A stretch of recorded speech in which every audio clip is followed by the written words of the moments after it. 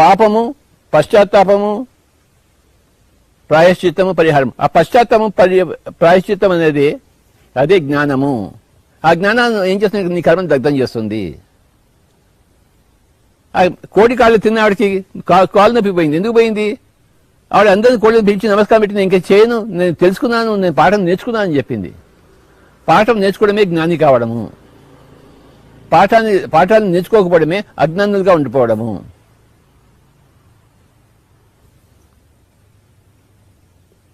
అజ్ఞాని జ్ఞానిగా మారేంత వరకు పరిస్థితులు అవే తిరుగు వస్తూనే ఉంటాయి.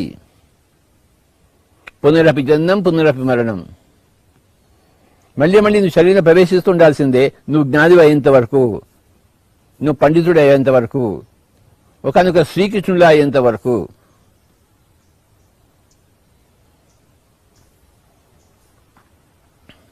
నీకు శరీరం ఇవ్వబడింది. నువ్వు శరీరాన్ని సరిగ్గా ఉపయోగిస్తున్నావా? లేకపోతే దాన్ని ధ్వంసం చేస్తున్నావా? ఆల్కహాల్ పోసి, మాంసం వేసి. ఇది శరీరం పట్ల దురాచారం కదా. ఆ దురాచారం పోయేంత వరకు నీకు మళ్ళీ మళ్ళీ శరీరాలు వస్తూనే ఉంటాయి. శరీరం పట్ల సదాచారం ఉండాలి. ఇంకోళ్ళ పట్ల పాపం కాదు, నీ శరీరం పట్ల నువ్వే పాపం చేస్తున్నావు. ఇంకొకరి పట్ల పాపం చేసినా, నీ శరీరం పట్ల నువ్వు పాపం చేసినా పాపం పాపమే.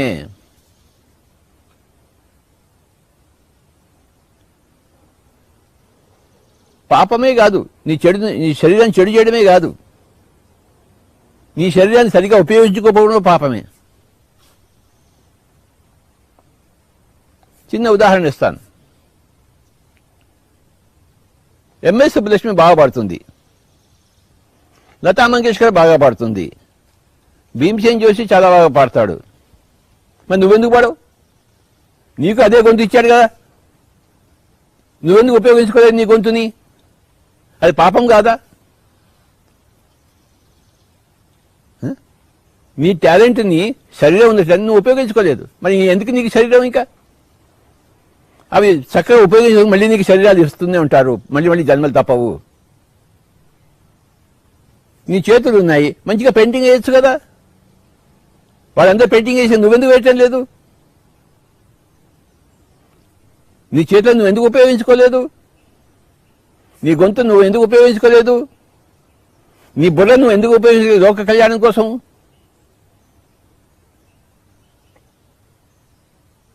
అంటే నీ శరీరాన్ని నువ్వు సరిగా ఉపయోగించుకోలేదు కనుక నీకు మళ్ళీ మళ్ళీ ఆ యొక్క జన్మ ఇవ్వబడుతుంది శరీరం. ఆ శరీరాన్ని నువ్వు సరిగా ఉపయోగించుకునేంత వరకు, ఆ శరీరం నుంచి శక్తులన్నీ బయటకు తీసేంత వరకు. ఇంకొకటి హాని చేయడమే పాపం కాదు, నీ శరీరం సరిగా ఉపయోగించుకోవడం పాపం. ఈ పాపం ఎవరికి తెలియదు. నేనేమి పాపం చేయలేదు అంటే నువ్వు అసలు పాడలేదు, నువ్వు నేర్చుకోలేదు, సంగీతం నేర్చుకోలేదు, పాపం అది. నువ్వు చిత్రలేఖనం నేర్చుకోలేదు, డ్యాన్స్ నేర్చుకోలేదు, మరి ఎందుకు ఇంకా చేతులు కాళ్ళు? డ్యాన్స్ నేర్చుకోకపోతే ఎందుకుంటా చేతులు కాళ్ళు?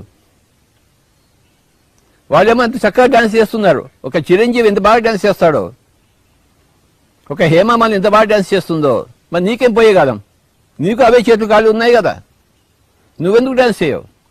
వాళ్ళు స్విమ్మింగ్ చేస్తున్నారు చేతులతో, నువ్వెందుకు చేయటం లేవు? నీ శరీరాన్ని నువ్వు ఎందుకు ఉపయోగించుకోవడం లేదు? అది పాపం అవునా కాదా? నీకింత డబ్బు ఇచ్చాము, నువ్వు డబ్బును సరిగా ఉపయోగించే పాపమే కదా. నీకింత శరీరం ఇచ్చాము, అది ఉపయోగించకపోతే పాపమే కదా.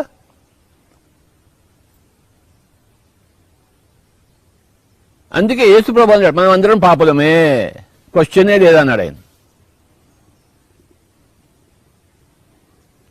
ఒక ఆయన తపస్సు చేసి 3 ఒకరిని సంపాదించుకున్నాడు. నువ్వెందుకు సంపాదించుకోలేదు? నువ్వెందుకు తపస్సు చేయలేదు? నీకు ఉంది కదా 3 ఒకరిని. ఆజ్ఞాచక్రం ఎవరికి లేదు, అది ఉత్తేజితం కాలేదే. వాడు చేస్తున్నాడు, నువ్వెందుకు చేసుకోలేదు? నీకెందుకు ఆ శరీరం? ఇంకా నీకు ఇవ్వబడిన శరీరాన్ని ఉపయోగించుకోవడం లేదట ఆల్. కనుక ఏం చేస్తాం మేము? నీకు మళ్ళీ మళ్ళీ ఇస్తున్నట్టు అది నేర్చుకునేంత వరకు. పునరపి జననం పునరపి మరణం. వాళ్ళు ధ్యానం చేసి 3వ కన్ను తెచ్చుకున్నారు, నువ్వు ఇంకా తెలుసుకోలేదు కనుక మళ్ళీ మళ్ళీ పుట్టు, మళ్ళీ 3వ కన్ను వచ్చేంత వరకు పుట్టు, నీ కళని నేర్చుకునేంత వరకు పుట్టు.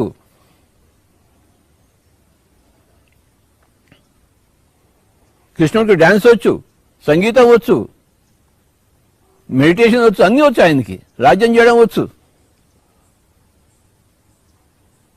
షోడశ కళా ప్రపన్నుడు, 16 కళల్లో ప్రపూర్ణుడు. మరి నువ్వెందుకు కాలేదు? నీ శక్తులను, శరీర శక్తులను ఎందుకు అభివృద్ధి చేయలేదు? మరి నీకెందుకు శరీరము? ఎందుకు తీసుకున్నావు శరీరము? ఎందుకు ఇచ్చారు నీకు శరీరం?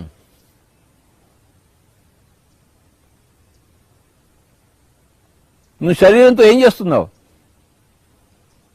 తాగి తందనాలు ఆడుతున్నావా? పేకాడుతున్నావా? ఈ చేతులు పేకాడటం కోసం ఉన్నాయా రామచంద్ర?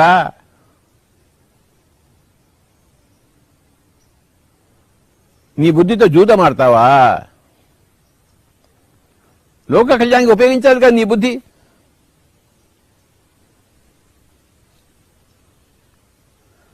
నువ్వు ఎవరిని చంపకపోవచ్చు, ఏ కోడిని తినకపోవచ్చు, మేకని తినకపోవచ్చు, కానీ నీ శరీరాన్ని వృధాగా జీవిస్తున్నావు నువ్వు.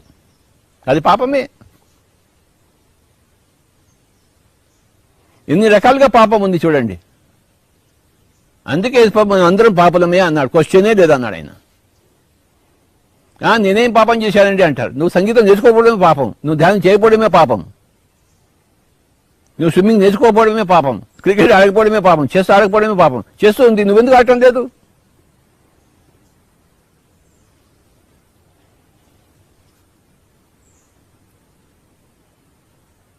నువ్వెందుకు సకల కళా కోవిదుడు కాలేదు? సకల విద్యా పారంగతుడు కాలేదు? 2 సమాసాలు ఉన్నాయి చూడండి. సకల కళా కోవిదుడు, సకల విద్యా పారంగతుడు. అందుకోసం ఉంది శరీరం.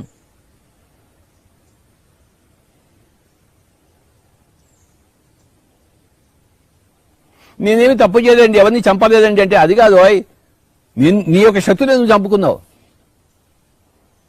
నీ యొక్క సిద్ధులను నువ్వు చంపుకున్నావు. నీ జీవితాన్ని బూడిలో పోసిన పన్నీరు చేశావు, నిరుపయోగం చేసుకున్నావు. నీ శరీరం యొక్క గొప్పతనం నువ్వు తెలుసుకోలేదు. నువ్వు నీ శరీరం ఎంతైనా ఇస్తుంది కదా, ఎంతైనా తీసుకున్నావా శరీరం నుంచి? లేదు. అదంతా నేర్చుకునే వరకు మళ్ళీ నువ్వు పట్టాల్సిందే. అందుకే భగవద్గీతలో కృష్ణుడు నేను ఉన్న స్థితికి నువ్వు వస్తే మళ్ళీ పుట్టావు అంటే ఆయన ఉన్న స్థితికి మనం చేరుకోవాలి. ఆయనలాగా సకల విద్యా పారంగతుడు, సకల కళాకోవిదుడు కావాలి. ఆయన అయినప్పుడు మనకేం పోయే కాలం?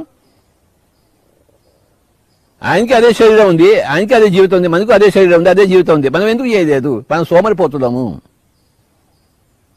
లేజీ. ఏదో ఇంత తిని, ఏదో ఇంత పడుకున్నా, ఏదో జీవితం సాగిద్దాం అంతే. ఏదో జీవితాలు. మనకంత సీన్ లేదులే. వాళ్ళు దైవాంశ సంబూతులండి, మనం ఎందుకు దయ్యాంశ సంబూతులం అని ఎవరికి వాళ్ళు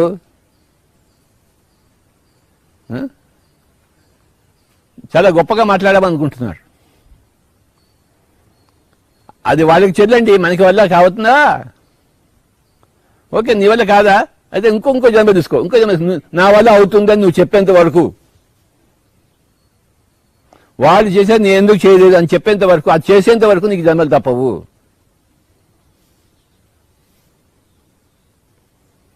నిజమే, వాళ్ళలాగా నేను చేయలేదే అని అది పశ్చాత్తాపము. నేను కూడా వాళ్ళలాగా చేస్తానని చెప్పేసి రోజు గంటలు నువ్వు సాధన చేయడం అనేది పరిహారం అయిపోయింది ఆ పాపానికి. నేర్చుకున్నావు, సకల కళా కోవిదుడు అయ్యావు, సకల విద్యా పారంగతుడు అయ్యావు. కనుక ఎంత ఉంది చూడండి ఈ విస్తారమైన సబ్జెక్టులో.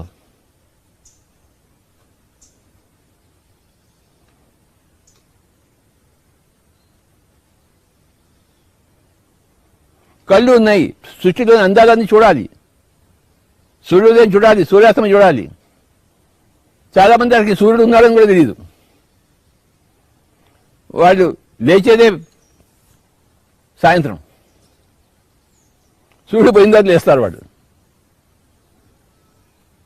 రాత్రంతా తొందరగా ఆడతారు, పొద్దున సూర్యుడు రాకముందు వీళ్ళు పడుకుంటారు, సూర్యుడు మళ్ళీ అస్తమించా వీళ్ళు లేస్తారు. వీళ్ళు వాళ్ళ జీవితంలో సూర్యుడినే చూడలేదు. అలాంటి జీవితాలు కూడా ఉన్నాయంటే ఎవరో నమ్మరు కదా, కానీ ఉంటాయి.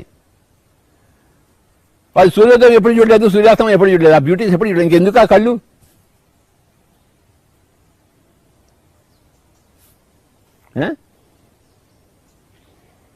ఈ శరీరం అతి గొప్ప ఇన్స్ట్రుమెంట్. ఇది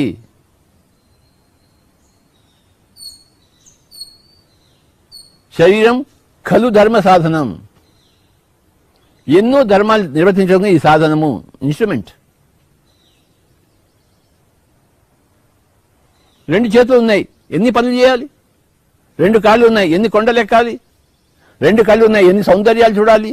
ఎన్ని చెవులు ఉన్నాయి, ఎన్ని సంగీతాలు వినాలి? నాలుకని ఎన్ని రుచులు చూడాలి? లేదా ఊరికే పెట్టాడు ఆ రుచులు నాలుకకి?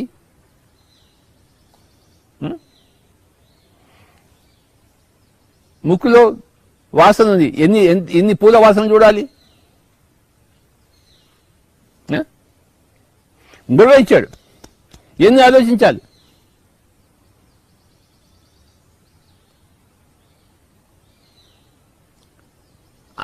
అన్ని శరీరాల యొక్క క్షమత ఒకటే కదా, సామర్థ్యం ఒకటే కదా. అన్ని శరీరాలు ఒకటే.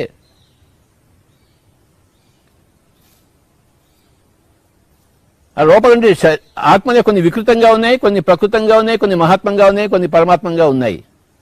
శరీరం యొక్క క్షమత అందరికీ ఒకటే.